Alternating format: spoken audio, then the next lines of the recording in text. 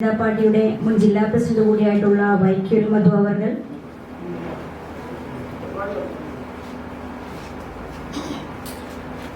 ഏറ്റവും ഇതിൽ പങ്കെടുക്കുന്ന പ്രിയപ്പെട്ടവർ, മാധ്യമ സുഹൃത്തുക്കൾ, പ്രിയമുള്ളവർ, ഇന്ന് നാം ഇവിടെ ഒത്തുകൂടിയിരിക്കുന്നത് കൊട്ടാരക്കരയുടെ വികസനവുമായി ബന്ധപ്പെട്ട് എൻഡിഎയുടെ സ്ഥാനാർത്ഥിയായ എന്റെ കാഴ്ചപ്പാട് നിങ്ങളുടെ മുന്നിൽ അവതരിപ്പിക്കാനാണ്. നമുക്കറിയാം, ഈ തെരഞ്ഞെടുപ്പിൽ കൊട്ടാരക്കരയിൽ മത്സരിക്കുന്നത് LDFന്റെ സ്ഥാനാർത്ഥിയായിട്ടുള്ള കേരളത്തിന്റെ ധനകാര്യ വകുപ്പ് മന്ത്രിയായിരുന്ന KN ബാലഗോപാലും 15 വർഷക്കാലം ഈ മണ്ഡലത്തെ പ്രതിനിധീകരിച്ച MLA ആയിരുന്ന അഡ്വക്കേറ്റ് ഐഷ പോറ്റിയുമാണ്. നമുക്കറിയാം, കഴിഞ്ഞ 5 വർഷക്കാലം കേരളത്തിൽ എത്രയോ ധനകാര്യ വകുപ്പ് മന്ത്രിമാർ ധനകാര്യ വകുപ്പ് കൈകാര്യം ചെയ്തിട്ടുണ്ട്. അവരോടൊപ്പം നിൽക്കാൻ ബാലഗോപാലിന് സാധിച്ചിട്ടുണ്ടോ എന്ന് ചോദിച്ചാൽ ഇല്ല എന്ന് മാത്രമേ പറയാനായി സാധിക്കൂ. ധനകാര്യ വകുപ്പ്, അതിന്റെ ഖജനാവ് സൂക്ഷിക്കുന്ന ആളാണ് ധനകാര്യ വകുപ്പ് മന്ത്രി. ഇന്ന് ഖജനാവ് പൂജ്യമാണ്, ശൂന്യമാണ്. കൊട്ടാരക്കരയെ സംബന്ധിച്ചിട്ട് പറയുമ്പോൾ ഏറ്റവും ആദ്യം ചെയ്യേണ്ട ഒന്നായിരുന്നു കൊട്ടാരക്കരയുടെ ഗതാഗത കുരുക്ക് ഇല്ലാതാക്കുക എന്നുള്ളത്. നമുക്കറിയാം, ഇന്ന് തന്നെ രാവിലെ എന്ത് ഗതാഗത കുരുക്കാണ് കൊട്ടാരക്കരയിൽ ഉണ്ടായിട്ടുള്ളത്. തെരഞ്ഞെടുപ്പിൽ മത്സര രംഗത്തേക്ക് ഇറങ്ങിയപ്പോൾ അദ്ദേഹം ആദ്യം ജനങ്ങൾക്ക് നൽകിയ വാഗ്ദാനം എന്ന് പറയുന്നത് ഗതാഗത കുരുക്ക് അവസാനിപ്പിക്കുമെന്നാണ്. പക്ഷേ നാളിതുവരെയായി അദ്ദേഹത്തിന്റെ 5 വർഷക്കാലം കഴിഞ്ഞു. ആ 5 വർഷക്കാലവും അദ്ദേഹം MLA മാത്രമായിരുന്നില്ല, ധനകാര്യ വകുപ്പ് മന്ത്രിയായിരുന്നു. എന്നിട്ട് പോലും അതിനൊരു പരിഹാരം കണ്ടെത്താൻ അദ്ദേഹത്തിന് സാധിച്ചില്ല. അതിലുപരിയായി നമുക്കറിയാം, സാധാരണക്കാരുടെ അത്താണിയാണ് താലൂക്ക് ഹോസ്പിറ്റലുകൾ. കൊട്ടാരക്കര താലൂക്ക് ഹോസ്പിറ്റലിലേക്ക് ഇന്ന് കടന്നു ചെന്നാൽ അവിടെയും ഇവിടെയും കുറെ കെട്ടിടങ്ങൾ കെട്ടിവെച്ചിട്ടുള്ളതല്ലാതെ ഒരു രോഗി സൗഹൃദമായ ഒരു താലൂക്ക് ആശുപത്രി അല്ല കൊട്ടാരക്കരയിൽ. ആ കൊട്ടാരക്കര താലൂക്ക് ആശുപത്രിയുടെ ശോചനാവസ്ഥ തന്നെ അദ്ദേഹത്തിന്റെ ഭരണ പരാജയങ്ങൾക്ക് മകുടോദാഹരണമാണ്. നമുക്കറിയാം, എത്രയോ കശുവണ്ടി ഫാക്ടറിയിൽ ജോലി ചെയ്യുന്നവരും സാധാരണക്കാരായ വീട്ടമ്മമാരടക്കം ആശ്രയിക്കുന്ന ഒരു ആതുര സേവന കേന്ദ്രമാണ് താലൂക്ക് ഹോസ്പിറ്റൽ. അതിലുപരിയായി നമുക്കറിയാം, ഇന്ന് ധാരാളം അപകടങ്ങൾ, കുളക്കടയടക്കം എല്ലാ സ്ഥലങ്ങളിലും ധാരാളം MC റോഡിൽ ധാരാളം അപകടങ്ങൾ നടക്കുന്നു. ആ അപകടം നടന്ന രോഗിയെ ഹോസ്പിറ്റൽ എത്തിച്ചാൽ കൊട്ടാരക്കര താലൂക്ക് ഹോസ്പിറ്റൽ എന്ന് പറയുന്നത് റെഫറൽ ഹോസ്പിറ്റലായി മാറിയിരിക്കുകയാണ്. എല്ലാവരെയും പാരിപ്പള്ളി മെഡിക്കൽ കോളേജിലേക്കോ തിരുവനന്തപുരം മെഡിക്കൽ കോളേജിലേക്കോ റെഫർ ചെയ്ത് വിടുന്ന ഒരു അനുഭവമാണ് നമ്മുടെ മുന്നിൽ ഉണ്ടായിട്ടുള്ളത്. അതെല്ലാം മാറി കൊട്ടാരക്കര താലൂക്ക് ഹോസ്പിറ്റലിനെ അതിന്റെ ഏത് ഉദ്ദേശത്തോടു കൂടിയാണോ നാം ഈ ഫണ്ടുകളെല്ലാം വിനിയോഗിക്കുന്നത്, ആ ഉദ്ദേശ ലക്ഷ്യത്തിലേക്ക് എത്തിക്കാൻ തീർച്ചയായും ഈ കൊട്ടാരക്കരയിലെ ജനങ്ങൾ എനിക്കൊരു അവസരം തരികയാണെങ്കിൽ അതിനുവേണ്ടി ഞാൻ ആദ്യം പരിഗണന നൽകും. മറ്റൊന്ന്, കുടിവെള്ളക്ഷാമം. നമുക്കറിയാം, ഇപ്പൊ രൂക്ഷമായ കുടിവെള്ളക്ഷാമം അനുഭവിക്കുന്ന കാലത്തിലൂടെയാണ് നമ്മൾ കടന്നു പോകുന്നത്. പല പ്രദേശങ്ങളിൽ, കൊട്ടാരക്കരയുടെ മുക്കിലും മൂലയിലും കുടിവെള്ളക്ഷാമം ഇന്ന് അനുഭവിക്കുന്നു. പഞ്ചായത്തുകളെല്ലാം കുടിവെള്ളം ടാങ്കർ ലോറികളിൽ അടിച്ച് എല്ലാ സ്ഥലങ്ങളിലേക്ക് എത്തിക്കുകയാണ്. നമ്മൾ ധാരാളം കുടിവെള്ള പദ്ധതികൾ ഈ പ്രദേശങ്ങളിലെല്ലാം നടത്തിയിട്ടുണ്ടെങ്കിലും ആ കുടിവെള്ള പദ്ധതികളെല്ലാം നമുക്ക് നല്ല രീതിയിൽ പ്രാവർത്തികമാക്കാൻ സാധിച്ചിട്ടില്ല. അപ്പൊ നമ്മളിപ്പം ഈ കുടിവെള്ളം ടാങ്കർ ലോറികളിൽ അടിച്ച് തദ്ദേശ സ്വയംഭരണ സ്ഥാപനങ്ങൾ നൽകുമ്പോൾ അതിന് എത്രയോ തുകയാണ് നമ്മൾ മാറ്റിവെക്കേണ്ടി വരുന്നത്. ധാരാളം വികസന പ്രവർത്തനങ്ങൾ ചെയ്യാനുള്ള തുകയാണ് നമ്മൾ അതിനു വേണ്ടി മാറ്റിവെക്കുന്നത്.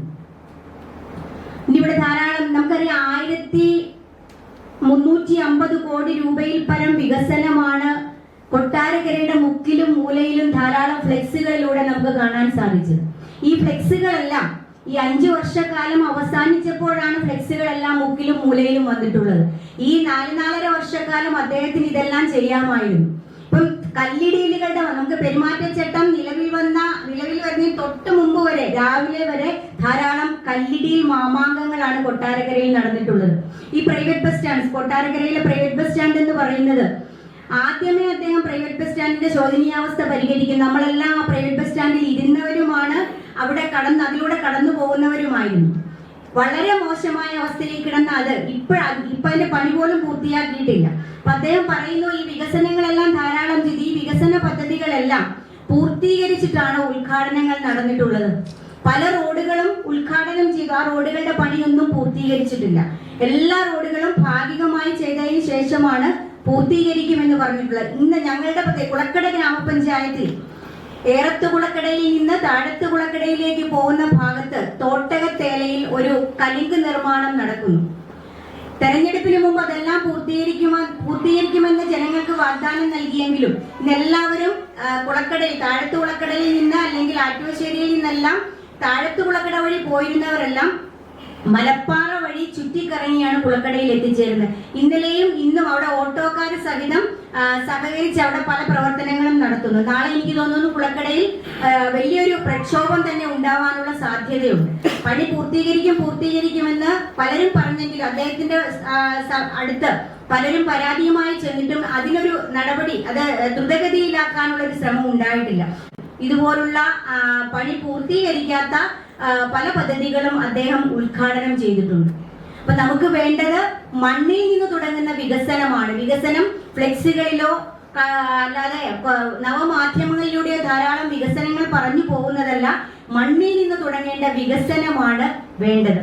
ഇഞ്ചക്കാട് ബാലചന്ദ്രൻ എന്ന് പറയുന്ന ഒരു കവി അദ്ദേഹം പറഞ്ഞിട്ടുണ്ട്, വികസനം ഇത് മർത്യ മനസ്സിനരികിൽ നിന്ന് തുടങ്ങണം, വികസനം അത് നന്മ പൂക്കും ലോക സൃഷ്ടിക്കായിടാം. നമ്മളെല്ലാവരും വികസനം ചെയ്യുന്നത് നമ്മൾ കൊടുക്കുന്ന, ഞാനും നിങ്ങളും അടങ്ങുന്ന പൊതുസമൂഹം കൊടുക്കുന്ന കരുത്തിന്റെ ആ തുക ഉപയോഗിച്ചുകൊണ്ടാണ്. അല്ലാതെ നമ്മളിപ്പോ ജനപ്രതിനിധിയായാൽ അവരാരും അവരുടെ കുടുംബങ്ങളിൽ നിന്ന് കൊണ്ടുവരുന്ന തുക ഉപയോഗിച്ചല്ല വികസനങ്ങൾ ചെയ്യുന്നത്. അപ്പൊ വികസനം എപ്പോഴും ജനനന്മയ്ക്ക് വേണ്ടി, ജനക്ഷേമ പ്രവർത്തനങ്ങൾക്ക് വേണ്ടി ആവണം. ആ ഒരു കാഴ്ചപ്പാടോടുകൂടിയാണ് ഈ തെരഞ്ഞെടുപ്പിൽ ഞാൻ ജനങ്ങളുടെ മുമ്പിലേക്ക് വോട്ട് ചോദിച്ചിറങ്ങുന്നത്. അതിലുപരിയായി നമുക്ക് ഏറ്റവും എടുത്തു പറയാൻ സാധിക്കുന്നത്, കൊട്ടാരക്കര നിയോജക മണ്ഡലത്തിൽ നല്ല ഒരു ഹോസ്പിറ്റൽ ഇല്ല എന്ന് നേരത്തെ പറയുകയുണ്ടായി. ഏറ്റവും ആദ്യം ചെയ്യാൻ ആഗ്രഹിക്കുന്നത് കേന്ദ്ര ഗവൺമെന്റിന്റെ സഹായത്തോടുകൂടി ETC കേന്ദ്രമാക്കി അടിയന്തിരമായി അവിടെ ഒരു ഹോസ്പിറ്റൽ സംവിധാനം ഉണ്ടാക്കുന്നതിന് ആവശ്യമായ നടപടികളുമായി മുന്നോട്ട് പോകും.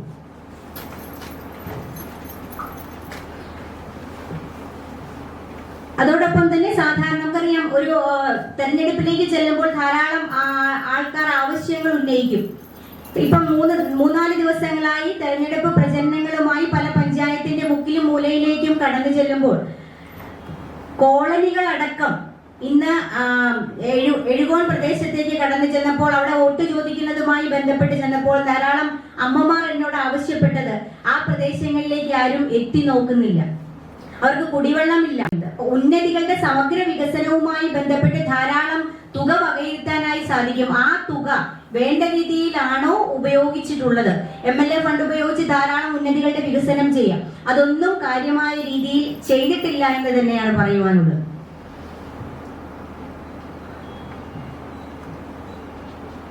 എന്നും കഴിഞ്ഞ കാലങ്ങളിൽ 20 വർഷക്കാലം ഒരു ജനപ്രതിനിധിയായി നിന്നതിന്റെ അനുഭവത്തിൽ എന്നും സാധാരണക്കാരോടൊപ്പം ചേർന്ന് നിന്ന് പ്രവർത്തിക്കാൻ ആഗ്രഹിക്കുന്ന ഒരാളെന്ന നിലയിൽ സാധാരണക്കാരുടെ സുഖദുഃഖങ്ങളിൽ പങ്കാളിയായി മുന്നോട്ട് പോകും എന്ന ഒരു കാഴ്ചപ്പാടാണ് എനിക്ക് നിങ്ങളുടെ മുന്നിലേക്ക് വയ്ക്കുവാനുള്ളത്.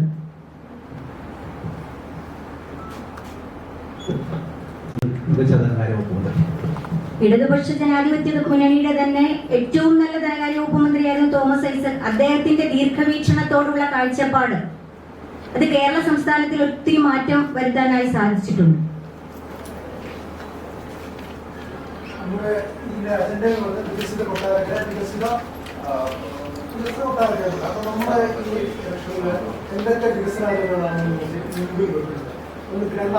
സംഘടിത മേഖലയായ കശുവണ്ടി തൊഴിലാളികൾ ഏകദേശം 2 ലക്ഷത്തോളം, കേരളത്തിലെ തന്നെ ഏറ്റവും വലിയ കശുവണ്ടി വ്യവസായം കൊല്ലം ജില്ലയിലാണ്. അപ്പോൾ 2 ലക്ഷത്തോളം തൊഴിലാളികൾ അടിസ്ഥാന വർഗ്ഗങ്ങൾ ജോലി ചെയ്യുന്ന ഈ കശുവണ്ടി മേഖലയിലെ എന്തൊക്കെ പുരോഗമനങ്ങളാണ് കൊണ്ടുവരാം. ആൾക്കോ പലർക്കും തൊഴിലില്ല, കശുവണ്ടി മേഖല സ്തംഭിച്ചിരിക്കുന്ന ഒരു അവസ്ഥയിലാണ്. അപ്പോൾ അത്തരം അസംഘടിത മേഖലകളും സംഘടിത മേഖലകളിലും ഒക്കെ എന്തൊക്കെ വികസനങ്ങളാണ് രശ്മി മാഡം കൊണ്ടുവരാൻ ഉദ്ദേശിക്കുന്നത്? ഫാക്ടറികളെല്ലാം അടഞ്ഞു കിടക്കുന്നു. നമ്മൾ ഈ പ്രചരണവുമായി ബന്ധപ്പെട്ട് പല സ്ഥലങ്ങളിലും കശുവണ്ടി ഫാക്ടറികൾ ഉണ്ട് എന്ന് പറഞ്ഞ സ്ഥലങ്ങളിലെല്ലാം കശുവണ്ടി ഫാക്ടറികൾ അടഞ്ഞു കിടക്കുകയാണ്. അപ്പൊ കശുവണ്ടി മേഖലയെ സംരക്ഷിക്കുമെന്ന് പറഞ്ഞിട്ടും നമുക്കറിയാം നമ്മുടെ കൊല്ലം ജില്ല എന്ന് പറയുന്നത് കശുവണ്ടി മേഖലയാണ്. കശുവണ്ടി തൊഴിലാളികൾ ഏറ്റവും കൂടുതൽ തിങ്ങിപ്പാർക്കുന്ന സ്ഥലമാണ് കൊല്ലം. ഇന്ന് ആ കശുവണ്ടി ഫാക്ടറിയിൽ ജോലി ചെയ്യുന്ന അമ്മമാരും സഹോദരിമാരും എല്ലാം മറ്റു ജോലികൾക്കാണ് പോകുന്നത്. ഏറ്റവും കൂടുതൽ അവർ തൊഴിലുറപ്പ് പദ്ധതിയെ ആശ്രയിക്കുന്നു. അപ്പൊ അവർക്ക് ആവശ്യമായ പദ്ധതികൾ എങ്ങനെ അത് തുറക്കാം, അവരുടെ ജീവിത സൗകര്യങ്ങൾ അല്ലെങ്കിൽ അടിസ്ഥാന സൗകര്യങ്ങൾ എങ്ങനെ മെച്ചപ്പെടുത്താം, അതിനാവശ്യമായ പദ്ധതികൾ ചെയ്യാനായി ഞാൻ പരമാവധി പരിശ്രമിക്കും. മറ്റു കൊട്ടാരക്കരയിലേക്ക് മറ്റ് വികസന പ്രവർത്തനങ്ങൾ എന്തൊക്കെയാണ് കാഴ്ചപ്പാട്? കൊട്ടാരക്കരയ്ക്ക് വേണ്ടത് എന്തൊക്കെ പ്രധാന വികസനം, തൊഴിലില്ലായ്മ പ്രശ്നങ്ങൾ, മറ്റ് ചെറുപ്പക്കാരുടെ യുവത്വത്തിന്റെ പ്രശ്നങ്ങൾ, അങ്ങനെയൊക്കെ എന്തൊക്കെയാണ് വികസന നമ്മുടെ എന്തൊക്കെയാണ് വികസന പ്രവർത്തനങ്ങൾ കാഴ്ചപ്പാടുകൾ? ഇന്ന് യുവജനങ്ങൾ തൊഴിലില്ലാതെ വിദേശ രാജ്യങ്ങളിലേക്കാണ് ജോലി ആശ്രയിച്ചു പോകുന്നത്. അപ്പം തൊഴിൽ കൊട്ടാരക്കര നിയോജക മണ്ഡലത്തിന്റെ പരിധിയിൽ തൊഴിൽ ആവശ്യമായ ആൾക്കാർക്ക് തൊഴിൽ നൽകുന്നതിനാവശ്യമായ പുതിയ പദ്ധതികൾ നമ്മളിന്ന് കമ്പ്യൂട്ടർ യുഗത്തിലൂടെയാണ് കടന്നു പോകുന്നത്. അപ്പൊ പുതിയ പദ്ധതികൾ ആവിഷ്കരിച്ച് നടപ്പിലാണ്.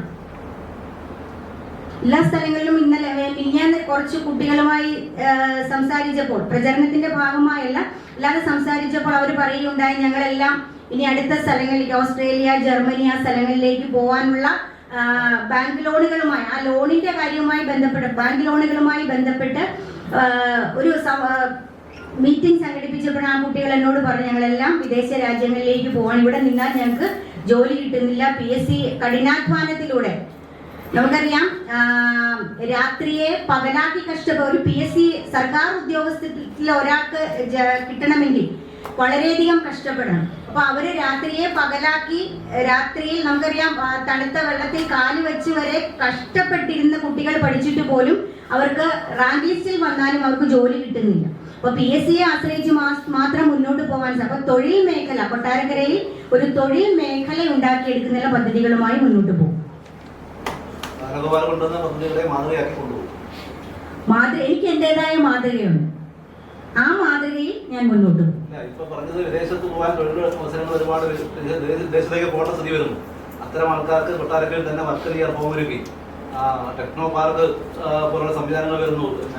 വന്നില്ലല്ലോ, വരുന്നല്ലേ ഉള്ളൂ. വർക്ക് വന്നല്ലോ.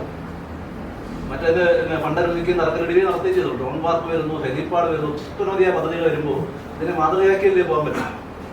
അത് അദ്ദേഹത്തിന്റെ മാതൃക, എന്റെ കാഴ്ചപ്പാടാണ് ഞാനിവിടെ പറഞ്ഞത്.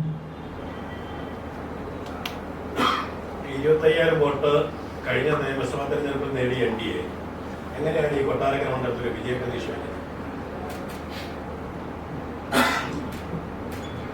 താങ്കൾ സൂചിപ്പിച്ചതുപോലെ ഇന്ന് ഞാൻ എന്റെ ഒരു അഭിപ്രായം പറഞ്ഞിട്ട് വിജയപ്രതീക്ഷ എല്ലാം സൂചിപ്പിക്കും. എനിക്ക് പറയാനുള്ളത്, ഇന്ന് ഞാനൊരു പ്രചരണ പരിപാടിയുടെ ഭാഗമായി കുറച്ച് സ്ഥലത്ത് നിന്നപ്പോൾ കുട്ടികൾ എന്നോട് പറഞ്ഞത്, ഞങ്ങൾ എല്ലാവരും ആന്റിക്ക് വോട്ട് ചെയ്യും, കൊട്ടാരക്കരയിൽ NDAയുടെ സ്ഥാനാർത്ഥി വിജയിക്കണം. ധാരാളം ഇന്ന് യുവജനങ്ങളെല്ലാം BJPയിലേക്ക് കടന്നു വരുന്ന ഒരു കാഴ്ചയാണ് നമുക്ക് കാണാനായി സാധിക്കുന്നത്. ചെറുപ്പക്കാരടക്കം അവരുടെ കാഴ്ചപ്പാട്, ആ കാഴ്ചപ്പാടിലൂടെയുള്ള വർത്തമാനമായിരിക്കാം അവരെന്നോട് സൂചിപ്പിച്ചിട്ടുള്ളത്. അപ്പൊ BJPയിലേക്ക് യുവജനങ്ങൾ കടന്നു വരുന്നത് തന്നെ നമുക്കറിയാം, ഏറ്റവും കൂടുതൽ സ്ത്രീ വോട്ടർമാർ ഉള്ളതോടൊപ്പം തന്നെ യുവജനങ്ങളുടെ വോട്ടും ഒരു പ്രധാനമാണ്. ഏറ്റവും പ്രാധാന്യം അർഹിക്കുന്നതാണ് യുവജനങ്ങളുടെ വോട്ടെന്ന് പറയുന്നത്. അപ്പം യുവജനങ്ങൾ കൂടുതൽ NDAയിലേക്ക് കടന്നു വരുന്നു, ഭാരതീയ ജനതാ പാർട്ടിയിലേക്ക് കടന്നു വരുന്നു എന്നുള്ളത് ഒരു ശുഭപ്രതീക്ഷ കൂടിയാണ്. കഴിഞ്ഞ തെരഞ്ഞെടുപ്പിലും മത്സരങ്ങളുണ്ടായിരുന്ന ഈ വർഷം 5 വർഷത്തിന് ശേഷം വീണ്ടും തെരഞ്ഞെടുപ്പിലേക്ക് ഇറങ്ങുമ്പോൾ തമ്മിലുള്ള വ്യത്യാസം എന്താണ് അനുഭവപ്പെടുന്നത്? കഴിഞ്ഞ തെരഞ്ഞെടുപ്പിൽ ഞാൻ മറ്റൊരു രാഷ്ട്രീയ പാർട്ടിയുടെ ഭാഗമായാണ് തെരഞ്ഞെടുപ്പിലേക്ക് വന്നത്. എന്നാൽ ഇന്ന് NDAയുടെ സ്ഥാനാർത്ഥിയാണ്. തെരഞ്ഞെടുപ്പ് പ്രചരണങ്ങളുമായി ഞാൻ മുന്നോട്ട് പോകുന്നു. ഏത് മേഖലയിൽ ചെന്നാലും ജനപങ്കാളിത്തത്തോടുള്ള പ്രചരണ പരിപാടികളാണ് നടത്തുന്നത്. ഇന്നലെ കരീപ്രയിൽ രാവിലെ പ്രചരണ പരിപാടി നെടുമൺകാവ് ക്ഷേത്രത്തിന് മുമ്പിൽ നിന്നാണ് ആരംഭിച്ചത്.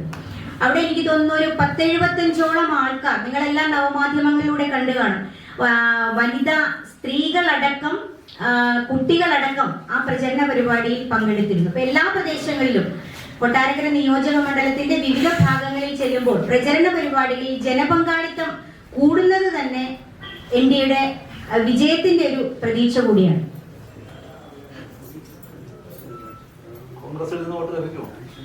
തീർച്ചയായും വോട്ട് ലഭിക്കും.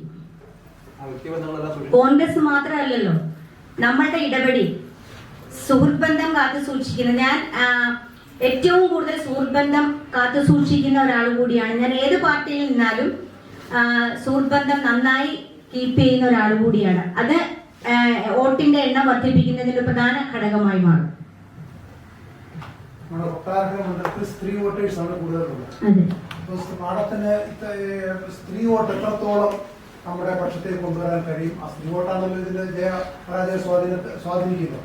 അപ്പൊ എത്രത്തോളം ഒരു സ്ത്രീ എന്ന നിലയിൽ മറ്റ് ബാലഗോപാൽ സാറ് പുരുഷന് നമ്മൾ സ്ത്രീ, അപ്പൊ സ്ത്രീപക്ഷ വോട്ടിൽ എത്രത്തോളം നമ്മൾക്ക് കൊണ്ടുവരാൻ കഴിയുമെന്നൊരു ആത്മവിശ്വാസം ഇവരുടെ പ്രവർത്തനത്തിൽ ഉണ്ട്. കൊട്ടാരക്കര നിയോജക മണ്ഡലത്തിലെ ഭൂരിഭാഗം സ്ത്രീ വോട്ടർമാരുടെ വോട്ട് NDA ആയിരിക്കും. ആത്മവിശ്വാസം. പ്രധാന എതിരാളി LDF ആണോ UDF ആണോ? ഇതുമായിട്ട് കമ്മിറ്റി ഒരുമിച്ച് മറുപടി പറഞ്ഞു. തെരഞ്ഞെടുപ്പ് പ്രഖ്യാപിക്കുന്നതിന് മുമ്പ് ദേശീയ ശ്രദ്ധ ആശ്രയിച്ച ഒരു മണ്ഡലമാണ് കൊട്ടാരക്കര. പല കാരണങ്ങളാണ്. ഒരു ത്രികോണ മത്സരത്തിന്റെ അനുഭവം ഫീൽ ചെയ്യുന്നുണ്ടോ? വെളിയിൽ നിന്ന് നോക്കുന്ന ഒരാളെ സംബന്ധിച്ച് ത്രികോണ മത്സരമാണ്. ത്രികോണ മത്സരം തന്നെയാണ് കൊട്ടാരക്കരയിൽ നടക്കുന്നത്. തെരഞ്ഞെടുപ്പ് പ്രഖ്യാപിക്കുന്നതിന് മുമ്പ് തന്നെ, സ്ഥാനാർത്ഥിയാവുന്നതിന് മുമ്പ് തന്നെ കൊട്ടാരക്കര എന്ന് പറയുന്നത് കേരള സംസ്ഥാനം ഉറ്റുനോക്കിക്കൊണ്ടിരിക്കുന്ന ഒരു മണ്ഡലമായി മാറിക്കഴിഞ്ഞിരിക്കുന്നു. ഇവിടെ നേരത്തെ സൂചിപ്പിച്ചതുപോലെ തന്നെ വികസനത്തിന്റെ കാര്യങ്ങൾ എൻ്റെ അടുത്ത് സൂചിപ്പിച്ചു. നമുക്കറിയാം, നരേന്ദ്രമോദിയുടെ വികസനം, അദ്ദേഹത്തിന്റെ കാഴ്ചപ്പാട്, ദീർഘവീക്ഷണത്തോടെയുള്ള കാഴ്ചപ്പാട് കേരളത്തിലും ഉണ്ടാവണം. ആ കേരള സംസ്ഥാനവും മാറേണ്ടിയിരിക്കുന്നു. എങ്ങനെയാണോ കേന്ദ്ര ഗവൺമെന്റ് പുതിയ പുതിയ ഇന്നവേറ്റീവ് ആയിട്ടുള്ള പദ്ധതികൾ ആസൂത്രണം ചെയ്ത് നടപ്പിലാക്കുന്നത്, അത് കേരളത്തിലും നടക്കണമെങ്കിൽ, കേരളത്തിലൊരു മാറ്റം ഉണ്ടാവണമെങ്കിൽ നരേന്ദ്രമോദിയുടെ വികസനങ്ങൾ മാതൃകയാക്കി മുന്നോട്ട് പോകണം. നരേന്ദ്രമോദിയുടെ വികസന കാഴ്ചപ്പാട് അതുകൂടി മാതൃകയാക്കി ആയിരിക്കും കൊട്ടാരക്കരയിൽ ഞാൻ മുന്നോട്ട് പോകുന്നത്. പ്രധാന മത്സരം LDF-മായി തന്നെ. പിന്നെ സൂചിപ്പിച്ചതുപോലെ തന്നെ കൊട്ടാരക്കരയിൽ ഒരു മാറ്റം വരണമെന്ന് ജനങ്ങൾ ആഗ്രഹിക്കുന്നു. അത് നമ്മളോട് വോട്ട് ചോദിക്കുമ്പോൾ കാര്യം കൂടിയാണ്. അതിലുപരിയായി ഇവിടെ ചോദിച്ചതുപോലെ 10 വർഷക്കാലം കേന്ദ്ര ഗവൺമെന്റ് നടപ്പിലാക്കിയ വളരെ ശ്രദ്ധേയമായ പദ്ധതികൾ, ആ ശ്രദ്ധേയമായ പദ്ധതികൾ ഇന്ന് യുവാക്കളടക്കം സ്ത്രീകളടക്കം, പണ്ടുകാലങ്ങളിലുള്ള സ്ത്രീകളല്ല ഇന്നുള്ളത്, അവരെല്ലാം നവമാധ്യമങ്ങൾ വളരെ നന്നായി പഠിക്കുകയും വീക്ഷിക്കുകയും ഒക്കെ ചെയ്യുന്ന ആൾക്കാർ. അപ്പൊ അവരുടെ ശ്രദ്ധയിലേക്കും കേന്ദ്ര ഗവൺമെന്റിന്റെ ആശയങ്ങൾ, ദീർഘവീക്ഷണത്തോടുള്ള കാഴ്ചപ്പാടുകളെല്ലാം അവർ ശ്രദ്ധിച്ചു പഠിക്കുന്നവരാണ്. അപ്പൊ അതുകൂടി കൊട്ടാരക്കരയിൽ ഒരു മാറ്റം ഉണ്ടാക്കും. അതിലുപരിയായി കേന്ദ്രമന്ത്രിമാർ, കേന്ദ്ര MP-മാർ, അവരുടെ എല്ലാം ഇടപെടലുകൾ, ഏത് പരിപാടി, ഇപ്പം കൊട്ടാരക്കരയിൽ ഈ പ്രദേശങ്ങളിൽ നിന്ന് MP ഇല്ലെങ്കിൽ പോലും സുരേഷ് ഗോപി അടക്കമുള്ള MP-മാർ ഈ കൊട്ടാരക്കരയിൽ ഏത് ആവശ്യങ്ങൾ വന്നാലും, അല്ലെങ്കിൽ കൊട്ടാരക്കര മാത്രമല്ല മറ്റ് അസംബ്ലി മണ്ഡലങ്ങളിൽ ഏത് ആവശ്യങ്ങൾ ഉണ്ടായാലും അവരെല്ലാം സജീവമായി ഇടപെടും. കഴിഞ്ഞ ദിവസം എനിക്ക് 2-3 അനുഭവങ്ങൾ എൻ്റെ സഹപ്രവർത്തകർ പറഞ്ഞ് ഞാൻ കേട്ടതാണ്. അപ്പം അവരുടെ എല്ലാം ഇടപെടലും നരേന്ദ്രമോദിയുടെ വികസന കാഴ്ചപ്പാടും തന്നെയാണ് വിജയ ശുഭപ്രതീക്ഷയായി മുന്നോട്ട് പോകുന്നത്. കേന്ദ്ര ഫണ്ടുകൾ കൊണ്ടുവരാനുള്ള സാഹചര്യം ഒരുപാടുണ്ടായിരുന്നു. ആ സമയത്തൊന്നും ഒരു പൊതുപ്രവർത്തക നിലയിൽ ഇടപെട്ടിട്ടില്ല. കൊട്ടാരക്കര ETC-യിൽ 110 ഏക്കർ സ്ഥലമുണ്ടെന്ന് പോലും അറിയുന്നത് KN ബാലഗോപാൽ സർവേ കണ്ടെത്തി അവിടെ വികസന പ്രവർത്തനങ്ങൾ ഒന്നൊന്നായി കൊണ്ടുവന്നപ്പോഴാണ്. ഇപ്പോൾ മാത്രമാണ് അതിനെപ്പറ്റി ഞാൻ ആശുപത്രി അവിടെ കൊണ്ടുവരുന്നത് പറയാൻ പറ്റുന്നത്. ETC സ്ഥലമുണ്ടെന്ന് പോലും ഒരുപക്ഷെ പൊതുപ്രവർത്തക നിലയിൽ ഇപ്പോഴാണ് 6 വർഷം അറിയുന്നത്. അവിടെ 110 ഏക്കർ ഉണ്ടെന്നും ETC-യിൽ മിക്കവാറും എല്ലാ സമയങ്ങളിലും ഞാൻ ജനപ്രതിനിധിയായ കാലം മുതൽ ട്രെയിനിങ് അടക്കം അവിടെയുള്ള എല്ലാ സ്ഥലങ്ങളിലും ഞാൻ മിക്കവാറും പോകാറുള്ള ആളാണ്. ഇപ്പൊ 110 ഏക്കറുണ്ട്. നമുക്കറിയാം അവസരം കിട്ടുമ്പോഴാണല്ലോ നമ്മൾ ഓരോ കാര്യങ്ങളും ചെയ്യും. ഇപ്പൊ ധനകാര്യ ബാലഗോപാലിന് ജനങ്ങൾ അവസരം കൊടുത്തപ്പോഴാണല്ലോ അദ്ദേഹം അതുമായി മുന്നോട്ട് പോയത്. ഇപ്പൊ സൂചിപ്പിച്ചതുപോലെ ഞാൻ ഏത് ഭാഗത്ത് നിന്നാലും ഒരു ജനപ്രതിനിധിയായി നിന്നിട്ടുണ്ടോ മാക്സിമം ഫണ്ടുകൾ ഞാൻ പ്രതിനിധീകരിക്കുന്ന പ്രദേശങ്ങളിൽ അത് ആരുടെ ആയാലും കൊണ്ടുവരുന്നതിനുള്ള സജീവ ഇടപെടലുകൾ ഞാൻ അത് ആരായാലും എന്റെ എതിരാളികളാണെങ്കിൽ പോലും അവരുമായി ഇടപെട്ട് കൃത്യമായി കാര്യങ്ങൾ ചെയ്യുന്ന ഒരാൾ കൂടിയാണെന്ന് കോട്ടാത്തല ശ്രീകുമാരന് നല്ല വ്യക്തമായിട്ട് അറിയാം. ഇത്തവണത്തെ പ്രചരണം എനിക്കൊന്ന് കൂടുതൽ ഞാൻ റിസ്ക് എടുക്കുന്നില്ല എന്നുള്ള റിസ്ക് എന്ന് വെച്ചാൽ എനിക്ക് കൂടുതൽ ടെൻഷൻ വരും. കൃത്യമായ ഒരു ചാർട്ട് എനിക്ക് തരും. ആ ചാർട്ട് അടിസ്ഥാനത്തിൽ എന്നോടൊപ്പമുള്ള നേതാക്കന്മാർ കൃത്യമായി തലേ ദിവസം രാത്രി ഇരുന്ന് കൃത്യമായ ഒരു ചാർട്ട് തയ്യാറാക്കി ആ ചാർട്ടിന്റെ അടിസ്ഥാനത്തിലാണ് എന്റെ കൂടെയുള്ള ഇൻചാർജ് ഇവിടെ ഉണ്ട്. അദ്ദേഹം പറയുന്ന നേതാക്കന്മാരെല്ലാം പറയുന്ന കൃത്യമായ രീതികളിലുള്ള പ്രചരണ പരിപാടികൾ ആയതുകൊണ്ട് വലിയ ടെൻഷൻ നമ്മൾ പോകുന്ന വഴിയിൽ അനുഭവിക്കുന്നില്ല. ഓടിയെത്താൻ എല്ലാ പ്രദേശങ്ങളിലും ഓടിയെത്താൻ സാധിക്കുന്നുണ്ട്. മാക്സിമം മരണ വീടുകൾ അടക്കം ഈ കൊട്ടാരക്കര നിയോജക മണ്ഡലത്തിലെ എല്ലാ പഞ്ചായത്തിലെ മുനിസിപ്പാലിറ്റി അടക്കം ഏത് മരണം നടന്നാലും ആ പ്രദേശങ്ങൾ കൃത്യമായി എത്തിക്കാൻ എന്റെ സഹപ്രവർത്തകർ പരമാവധി ശ്രമിക്കുന്നുണ്ട്. സാമ്പത്തിക ബാധ്യത ഉണ്ടാവില്ല എന്ന് എനിക്ക് ശുഭപ്രതീക്ഷയോടുകൂടി തന്നെയാണ് തെരഞ്ഞെടുപ്പ് പ്രവർത്തനങ്ങളുമായി മുന്നോട്ട് പോകുന്നത്.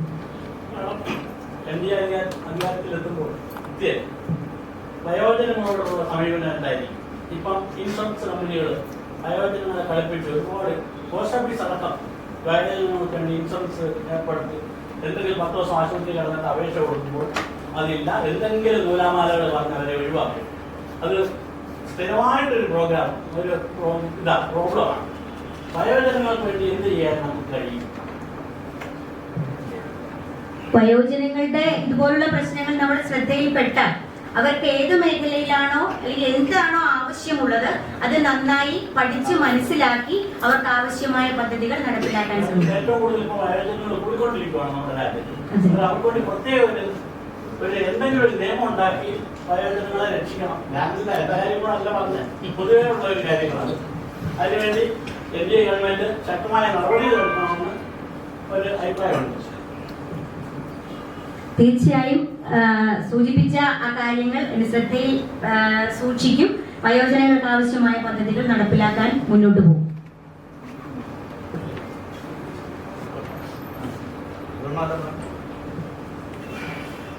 ഒരു കാര്യം കൂടി പറഞ്ഞിട്ട് ഇപ്പം മത്സര രംഗത്ത് LDF, UDF, NDA ഇവിടെ LDF-ഉം UDF-ഉം ഒന്നായാണ് മുന്നോട്ട് പോകുന്നത്, രണ്ടല്ല. LDF-ഉം അതായത് ഇപ്പം നമ്മളെല്ലാം കുറച്ച് ദിവസങ്ങൾ കൊണ്ട് മാധ്യമങ്ങളിലൂടെ കാണുന്നുണ്ട്. ഐഷ പോറ്റി ബാലഗോപാൽ മിനിസ്റ്ററുടെ തലയിൽ കൈവച്ച് അനുഗ്രഹിക്കുന്ന ഒരു കാര്യം അല്ലേ? നമ്മളെല്ലാം, ഞാൻ മാത്രമല്ല നിങ്ങൾ എല്ലാവരും കണ്ടതാണ്. അപ്പം ചേച്ചിയും അനുജനും എന്നുള്ള രീതിയിലുള്ള പ്രചരണങ്ങളുമായാണ് മുന്നോട്ട് പോകുന്നത്.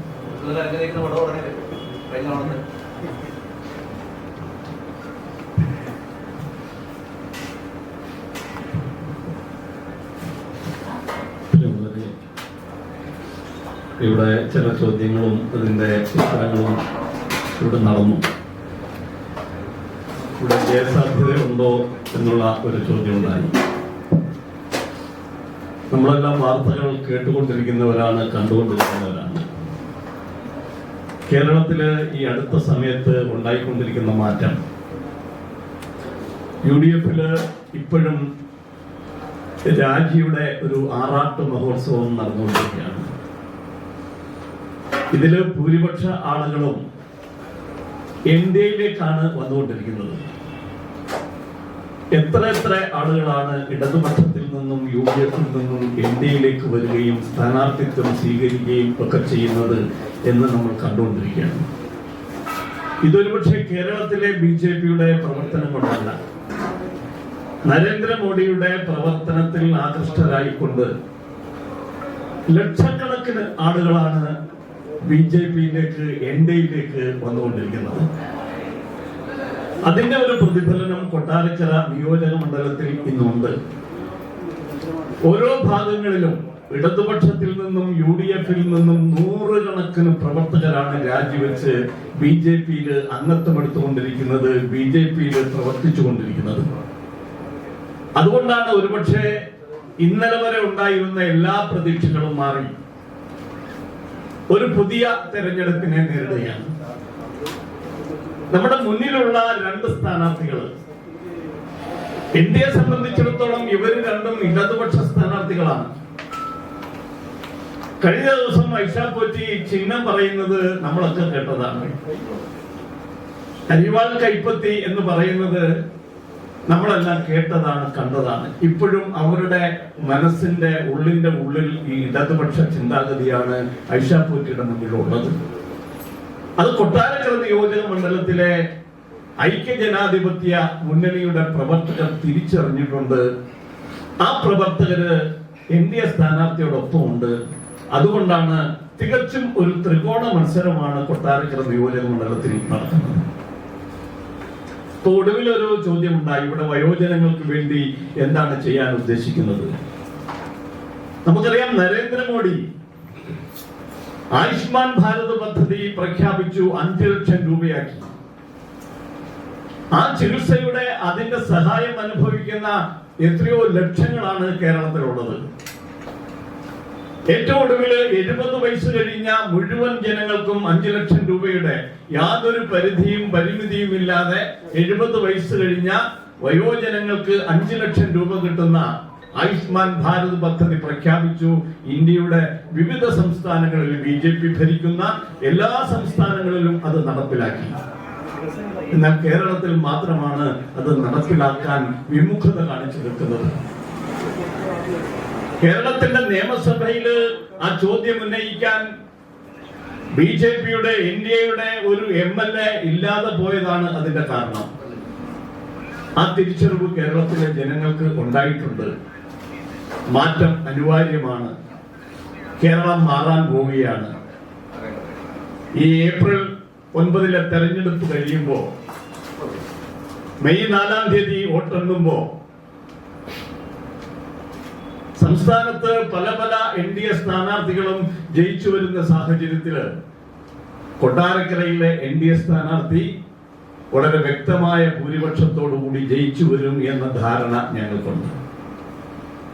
ബഹുമാന്യരായിട്ടുള്ള മാധ്യമ പ്രവർത്തകർ, നിങ്ങൾക്ക് ഇത് മനസ്സിലാകുന്നുണ്ടോ എന്ന് തന്നെയാണ് ഞങ്ങൾക്ക് ബോധ്യമായിട്ടുള്ളത്.